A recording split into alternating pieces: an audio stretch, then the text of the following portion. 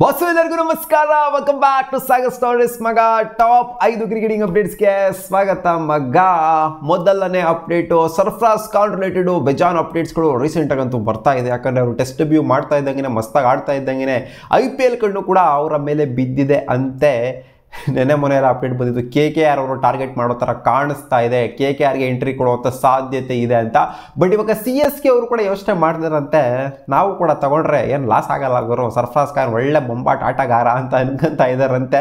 So ಇದು ಎಷ್ಟರ ಮಟ್ಟಿಗೆ ಸತ್ಯನೋ ಏನೋ ಗೊತ್ತಿಲ್ಲ. ಒಟ್ಟಲ್ಲಿ ಸ್ಪೋರ್ಟ್ಸ್ ಸ್ಟಾಕ್ ಹರಿದಾಡ್ತಿದೆ. KKR ಮತ್ತು CSK ಸರ್ಫರಾಜ್ ಖಾನ್ಗೆ ಅನ್ಸೋಲ್ಡ್ ಆಗಿದಂಥ ಸರ್ಫರಾಜ್ ಖಾನ್ಗೆ ಟಾರ್ಗೆಟ್ ಮಾಡಬೇಕು ಅಂತ ಅನ್ಕೊಂಡಿದ್ರಂತೆ. ಅದೇ ಯಾರಿಗಾರು ಇಂಜುರಿ ಏನಾರು ಆಯಿತು ಅಂತಂದರೆ ತಗೊಂತಾರೆ ಅಂತ ಕಾಣಿಸುತ್ತೆ. ಒಟ್ಟಲ್ಲಿ ಸ್ಪೋರ್ಟ್ಸ್ ಸ್ಟಾಕ್ ಅಷ್ಟೇ, ಇದು ಪಕ್ಕಾ ಇನ್ಫಾರ್ಮೇಶನ್ ಅಲ್ಲ.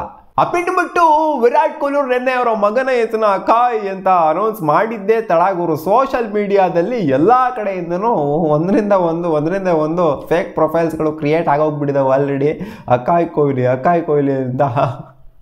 ವಿರಾಟ್ ಕೊಹ್ಲಿ ಮಗ ಇನ್ನೊಂದು ಸ್ವಲ್ಪ ವರ್ಷ ಆದಮೇಲೆ ಕೇಳಬೇಕು, ಅಪ್ಪ ನನ್ನ ಅಕೌಂಟ್ ಯಾವುದಪ್ಪ ಇಷ್ಟೊಂದು ಅಕಾಯ್ ಕೊಹ್ಲಿ ಅಂತ ಇದ್ದಾವೆಲ್ಲ ಅಂತ.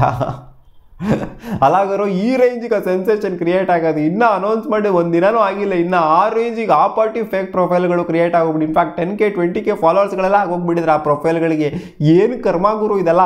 ಅಪೇಟ್ ಮಂತ್ರಿ ಶುಭ್ಮನ್ ಗಿಲ್ ಒಂದು ಸ್ಟೇಟ್ಮೆಂಟ್ ಕೊಟ್ಟಿದ್ರೆ, ಒಬ್ಬ ಲೆಜೆಂಡ್ರಿ ಪ್ಲೇಯರ್ ಆಗಬೇಕು ಅಂತಂದರೆ, ಒಬ್ಬ ಗುಡ್ ಪ್ಲೇಯರ್ ಆಗಬೇಕು ಅಂತಂದರೆ, ಗುಡ್ ಪ್ಲೇಯರ್ಗೂ ಮತ್ತು ನಾರ್ಮಲ್ ಪ್ಲೇಯರ್ಗೂ ಇರುವಂಥ ಡಿಫ್ರೆನ್ಸ್ನ ಹೇಳಿದರೆ, ನಾರ್ಮಲ್ ಪ್ಲೇಯರ್ ಆದವನು ಅವ್ರ ಕೆರಿಯರ್ಲಿ ಈ ಹಿಂದೆ ಏನಾಗಿತ್ತು, ಒಂದು ಮ್ಯಾಚ್ ಇವಾಗ ಆಡಿದ್ರು, ಒಂದು ಸೆಂಚುರಿ ಹೊಡೆದ್ರು ಅಥವಾ ಒಂದು ಡಕ್ಔಟ್ ಆದರೂ ಅದನ್ನು ಸಿಕ್ಕಾಪಟ್ಟೆ ಲಾಂಗಾಗಿ ಹೇಳ್ಕೊಂಡು ಇದನ್ನೇ ಯೋಚನೆ ಮಾಡ್ತಾ ಇರ್ತಾರಂತೆ. ಆದಷ್ಟು ಬೇಗ ಅವರಿಗೆ ಸಿಕ್ಕಂಥ ಸಕ್ಸಸ್ ಆಗಿರಲಿ, ಅವರಿಗೆ ಸಿಕ್ಕಂಥ ಫೇಲ್ಯೂರ್ ಆಗಿರಲಿ, ಅವೆರಡೂ ಯಾರು ಮರಿತಾರೋ, ಅಂದರೆ ಸೆಂಚುರಿ ಹೊಡೆದ್ಬಿಟ್ಟ, ನಾನು ಡಬಲ್ ಸೆಂಚುರಿ ಹೊಡೆದ್ಬಿಟ್ಟೆ ಇವತ್ತು ಅನ್ನೋ ಮಾತ್ರಕ್ಕೆ ನೆಕ್ಸ್ಟ್ ಮ್ಯಾಚಲ್ಲೂ ನೀನು ಡಬಲ್ ಸೆಂಚುರಿ ಹೊಡಿತೀಯ ಅಂತಲ್ಲ, ಅದಕ್ಕೆ ಹೊಸದಾಗಿ ಪ್ರಿಪೇರ್ ಆಗಬೇಕು, one match at A time ತೊಗೊಬೇಕು ಅನ್ನೋ ಥರ ಒಂದು ಸ್ಟೇಟ್ಮೆಂಟ್ ಆಗಿ ಕೊಟ್ಟಿದ್ದಾರೆ. ಜೊತೆಗೆ ಡಕ್ಔಟ್ ಆದರೆ ಅಂತ ನೀನು ಎಲ್ಲ ಮ್ಯಾಚು ಡಕ್ಔಟೇ ಆಗ್ತೀಯ ಅಂತಲ್ಲ, ಈ ಮ್ಯಾಚ್ ಸೆಂಚುರಿನೂ ಕೂಡ ಹೊಡಿಬೋದು ಅನ್ನೋ ಥರ ಹೋಯ್ತು ಅಂತಂದರೆ ಲೆಜೆಂಡ್ರಿ ಪ್ಲೇಯರ್ಗಳು ಆಗ್ಬೋದು.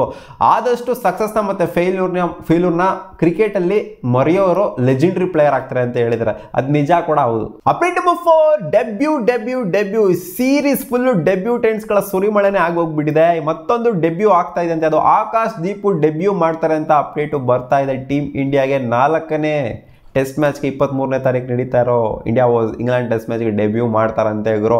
ನಮ್ಮ RCB ಪ್ಲೇಯರ್ಸ್ಗಳು ಡೆಬ್ಯೂ ಮಾಡ್ತಾನೆ ಇದ್ದಾರೆ. ಒಟ್ನಲ್ಲಿ ಪರ್ಫಾರ್ಮೆನ್ಸ್ ಏನು ರಜತ್ ಪಟ್ಟಿದಾರಿಂದ ಏನು ಅಷ್ಟೊಂದೇನು ಬರಲಿಲ್ಲ ಈ ಸೀರೀಸಲ್ಲಿ. ಬಟ್ ನೋಡೋಣ ಹೆಂಗೆ ಪರ್ಫಾರ್ಮ್ ಮಾಡ್ತಾರೆ ಅಂತ ಆಕಾಶ್ ದೀಪ್ ಅವರು. ನಾನು ಹೇಳಿದ್ದೆ ಮುಖೇಶ್ ಕುಮಾರ್ ಇದ್ದಾರೆ, ಮುಖೇಶ್ ಕುಮಾರ್ಗೆ ಮಣೆ ಹಾಕೋ ಚಾನ್ಸಸ್ ಕಮ್ಮಿ ಅಂತ, ಯಾಕಂದರೆ ಹುಚ್ಚನಾಗಿ ಹೊಡ್ಸ್ಕೊಂಡ್ಬಿಟ್ಟಿದ್ದಾರೆ ಅವ್ರು ಈ ಸೀರೀಸಲ್ಲಿ. ಆದ್ದರಿಂದ ಮುಖೇಶ್ ಕುಮಾರ್ ಜಾಗದಲ್ಲ, ಜಸ್ಪ್ರೀತ್ ಬುಮ್ರಾ ಜಾಗದಲ್ಲಿ ಇವ್ರನ್ನ ಇಳಿಸ್ಬೇಕು ಅಂತ ಅನ್ಕೊಂಡಿರೋ. ನೋಡೋಣ ನಮ್ಮ RCB ಪ್ಲೇಯರು ಹೆಂಗೆ ಪರ್ಫಾರ್ಮ್ ಮಾಡ್ತಾರೆ ಅಂತ, ಇನ್ ಕೇಸ್ ಅವಕಾಶ ಸಿಕ್ತು ಅಂತಂದ್ರೆ. ಅಪ್ಡೇಟ್ ನಂಬರ್ 5 ನೆನ್ನೆ ಗೊತ್ತಾಯ್ತು ನಮಗೆ IPL ಯಾವತ್ತು ಸ್ಟಾರ್ಟ್ ಆಗುತ್ತೆ ಅಂತ, 22ನೇ ತಾರೀಕು ಮಾರ್ಚ್ ಅಂತ IPL ಚೇರ್ಮನ್ ಹೇಳ್ತಾ ಇದ್ದಂಗೆನೆ ಇನ್ನೂ ಒಂದು ಇನ್ಸೈಡ್ ಇನ್ಫಾರ್ಮೇಶನ್ ಸಿಕ್ಕಿದೆ. ಅದೇ ಇನಾಗ್ರಲ್ ಮ್ಯಾಚ್ ಯಾರ್ದಿರ್ಬೋದು ಅಂತ. RCB ವರ್ಸಸ್ CSK ಇರುತ್ತೆ ಅಂತ ಎಕ್ಸ್ಪೆಕ್ಟೇಷನ್ ಅಂತೂ ಇತ್ತು, ಯಾಕಂದ್ರೆ ಈ ಹಿಂದೆ ರಿಪೋರ್ಟ್ಸ್ಗಳೆಲ್ಲ ಬಂದಿತ್ತು. ಬಟ್ ಇವಾಗ ಬರ್ತಾ ಇದೆ ಅಪ್ಡೇಟು, ಲಾಸ್ಟ್ ಇಯರ್ ಫೈನಲಿಸ್ಟ್ ಆಗಿದ್ದಂಥ GT ವರ್ಸಸ್ CSK ನಡೆಯುತ್ತಂತೆ. CSK ಅಂತಂದರೆ ಚೆನ್ನೈಯಲ್ಲಿ ನಡೀತಾ ಇದೆ. ಚೆನ್ನೈ ಮತ್ತು GT, ಚೆನ್ನೈ ಮತ್ತು RCB ಇರಬೇಕು ಅನ್ನೋ ಒಂದು ಎಕ್ಸ್ಪೆಕ್ಟೇಷನ್ ನಮಗೆ ಇತ್ತು. ಸೊ ನೋಡೋಣ ಗುರು, ಇನ್ನೂ ಅಫಿಷಿಯಲ್ ಸ್ಕೆಡ್ಯೂಲ್ಸ್ ಈಚೆ ಬಂದಿಲ್ಲ. ಬಟ್ ಯೂಶಲಿ ಇದೇ ಥರನೇ ಫಾಲೋ ಆಗೋದು ಪ್ಯಾಟರ್ನು. ಲಾಸ್ಟ್ ಇಯರ್ ಫೈನಲಿಸ್ಟ್ಗಳನ್ನ ಓಪನ್ ಮಾಡ್ತಾರೆ ಮೊದಲನೇ ಮ್ಯಾಚ್ನ. ಕಾದು ನೋಡೋಣ ಏನಾಗುತ್ತೆ ಅಂತ. ಇದಿಷ್ಟು ಆಗಿತ್ತು ಮಗ ಟಾಪ್ 5 ಕ್ರಿಕೆಟಿಂಗ್ ಅಪ್ಡೇಟ್ಸ್. ನಿಮ್ಗೆ ಏನಾದ್ರು ಈ ವಿಡಿಯೋ ಇಷ್ಟ ಆಗಿರೋ ಒಂದು ಲೈಕ್ ಮಾಡಿ, ನಮ್ಮ ಯೂಟ್ಯೂಬ್ ಚಾನಲ್ ಸಬ್ಸ್ಕ್ರೈಬ್ ಕೂಡ ಆಗ್ಬೋದು. ಸಿಗೋಣ, ಬಾಯ್.